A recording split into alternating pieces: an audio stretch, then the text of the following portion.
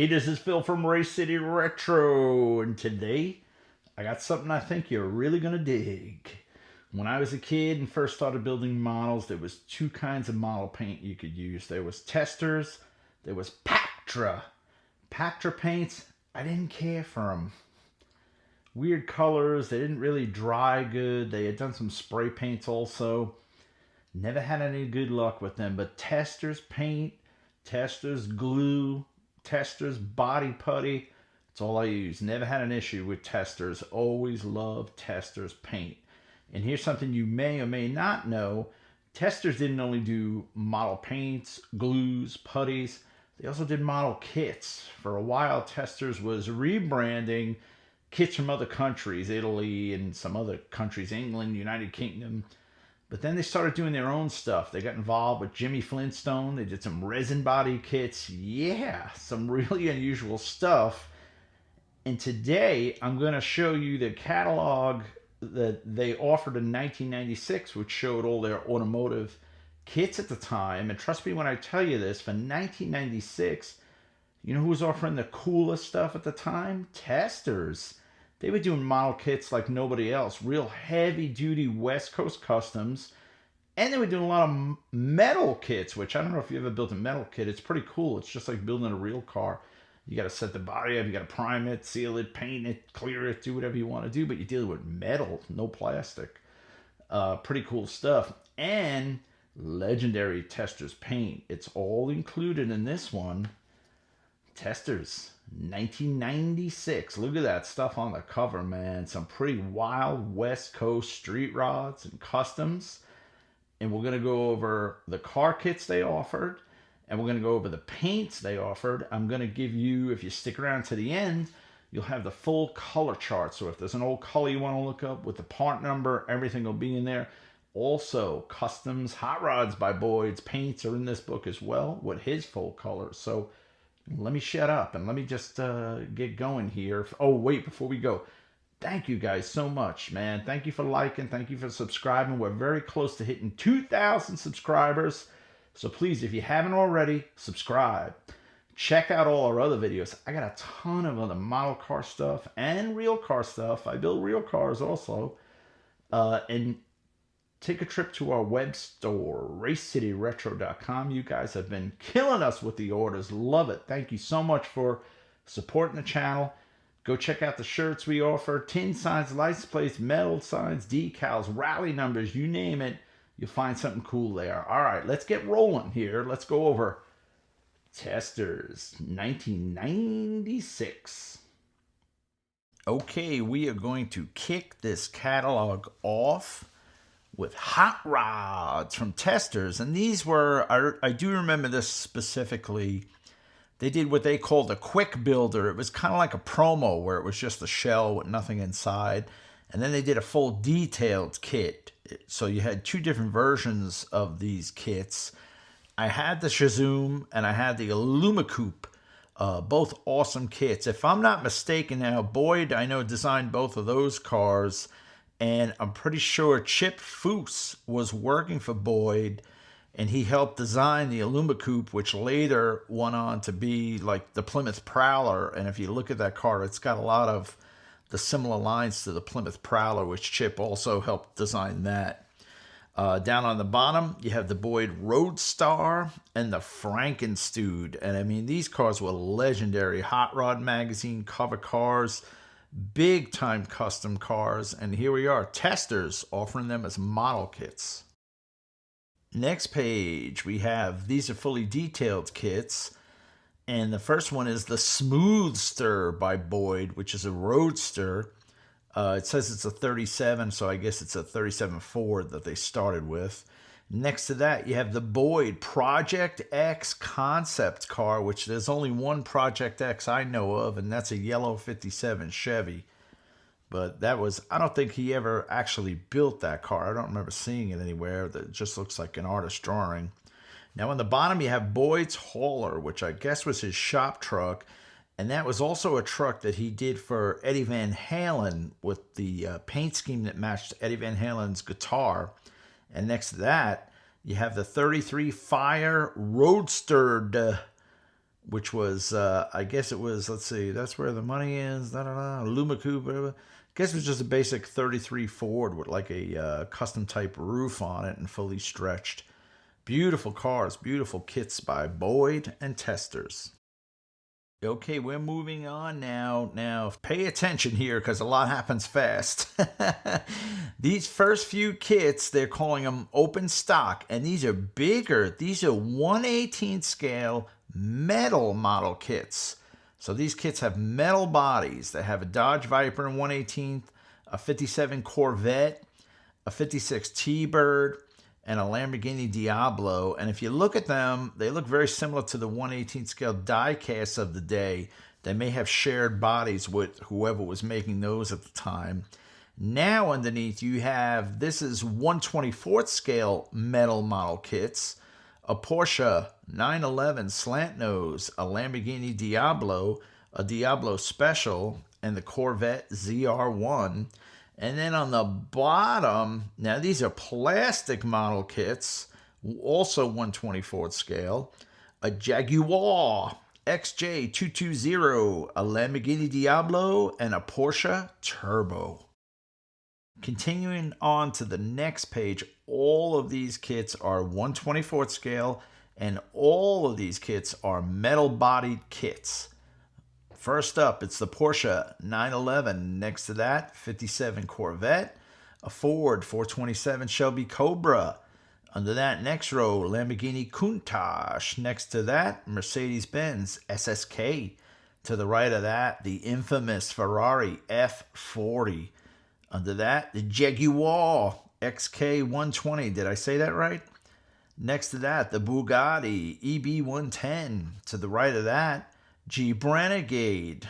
Under that, we have the Ford Mustang GT, which was basically a new car at the time this catalog was made, as well as the Ford Explorer. And next to that, the Dodge Ram, all new vehicles. And then down on the bottom, the Dodge Viper, also in 1/24 scale metal model kits. Okay, these next kits, man, are pretty amazing. Just the whole premise of this. Testors is calling them hobby shop only, HSO, in big letters. And what they're saying is these are limited edition runs of these kits, and they're only for sale in hobby shops, not in a retail environment like a big toy store, a chain toy store, only your small town hobby shops. And now these kits come with extra detailing parts, unique decal options, and they're resin bodies by Jimmy Flintstone. I'm not going to go over the planes. You could see them there, but you have the Frankenstewed, you have the Frankenwoodalak, which is the station wagon Frankenstewed, and below that, which is the Divco dairy truck, the Dairyland Express. I don't ever remember seeing these kits offered at my hobby shop. Has anyone ever built or seen these kits, either back then or recently, with the Jimmy Flintstone resin bodies? I mean, it looks like an amazing option. And now when they say that they were limited runs, I wonder just how many they built of each. You know, they didn't say here like 1 of 500 or something like that. So I don't know what they mean by limited, but I'd love to try and track one of these kits down nowadays. Even all these years later, it's probably still an amazing kit that stood the test of time. All right, let's get the paint started with the Testors enamel paints. Now, this is the old standby from 50 years ago when I started building. They had a lot of colors, which really got the job done, and they didn't do a lot of custom stuff, but they did offer some custom stuff. You had all like the candy greens, candy reds, you had a lot of metal flakes, and it was good stuff. I remember I always used like the sapphire blue metal flake. They had some pearls, they had high gloss clear. I mean, they really, this was, if I was on a deserted island, I could have just this paint alone and be absolutely fine. It went on great, and you know, they had basically something for everybody, for all the colors offered. So here's the color chart. Have a look. Okay, so one day somebody at Testors woke up and they said, no, that's not enough. We need more color, more cowbell we need. So then they did something really smart. They came out with the Model Master line, which was more colors in every aspect of model building. This is the Model Master car color chart. And now what was great about this, you had all your engine colors. Ford blue, the both of them, Pontiac blue, Oldsmobile blue, Chrysler blue, Chevy red. I think they had Chevy orange, Ford red. So it was really cool to see them start offering even more to detail your cars correctly. Plus a bunch of other new spray colors, which really gave you a lot more options when it came to painting the bodies. And the Model Masters paint, just like all the rest of the Tester products, went on amazing. They even had, if you look at the bottom right corner, they had a spray on black window tint, which I'd used. It worked great. Oh man, now I'm gonna shed a tear. One of my favorite lines of paint was the Colors by Boyd, which Testors offered. Some amazing custom colors. It was really like getting custom paint in a spray can. And I used a ton of this stuff. It always went on great. It always looked amazing. They had a white primer you would use with it, which would really brighten the color up. Or if you wanted it darker, you would put it over black or put it over gold. But man, what a color palette. I would shed a tear when this stuff went away. I bought a bunch of it, and paint only lasts so long, but amazing line of custom paints for the car builders. Every color was amazing, especially I remember like the grape pearl. Love that color. But so sad to see it go. Colors by Boyd. It was spray enamel, not lacquer, from Testors Paint. The Model Master line of metallizer colors was, I'm guessing, originally intended for aircraft builders, railroad builders, military builders, but when car guys figured out how great this stuff worked on exhaust systems, it really started disappearing off the shelves, because you're supposed to put it on with an airbrush, but a lot of guys would just either thin it or use it right out of the bottle and brush it on, dry brush it on. And it gave exhaust a look where it made plastic look like real metal, like it says in the name, metallizer. And you had so many different shades. You could do your mufflers in one shade, your pipes in the other shade. It showed the heat. It showed the, the wear over time. And it really made your exhaust system look realistic under your model.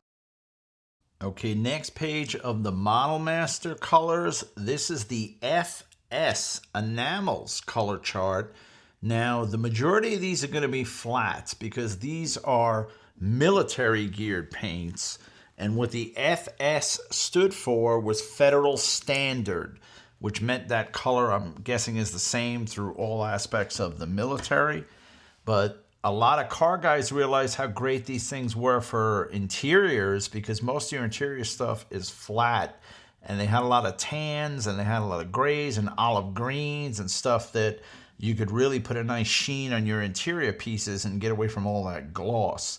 They also did a lot of exhaust type colors and jet metal colors, aluminum colors. Really was a great line for car guys who took a look at the colors offered with the military section paints and used this different color palette just to get a little more creative with their car model builds. All right, next up we have the Model Master acrylic enamels color chart. And this is the one knock I gotta give Testors. I don't understand why they went with acrylic enamels.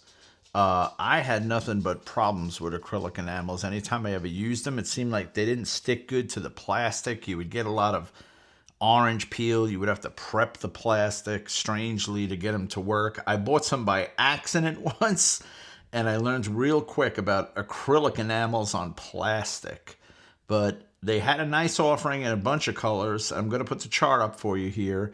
But I myself can't really speak much about acrylic enamels. What about you guys? Put in the comments. Did you have any success with acrylic enamels? I know they worked great when you would do like flocking on a carpet in an interior because they stayed wetter a little longer than the oil-based paint, so the flocking would stick real good to them. Let me know if you had any success with acrylic enamels. Okay, we're going to close this catalog out with the tools of the trade.